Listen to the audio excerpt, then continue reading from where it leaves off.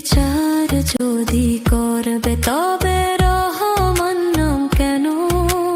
করুণার সাগর তুমি, এ পরিচয় কেন? তোমার নামের গুণেই তো বাঁচে লক্ষ কোটি জন। সে নাম ধরে আশা রাখি ভাঙা এই মন। এক ফোঁটা দয়া দিলেই ডুবে যাবে গুনাহ, একটুখানি রহমতেই মুছবে সব ব্যথা।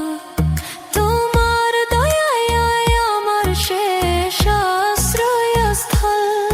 তুমি না ধরলে হাত কে ধরবে বলো?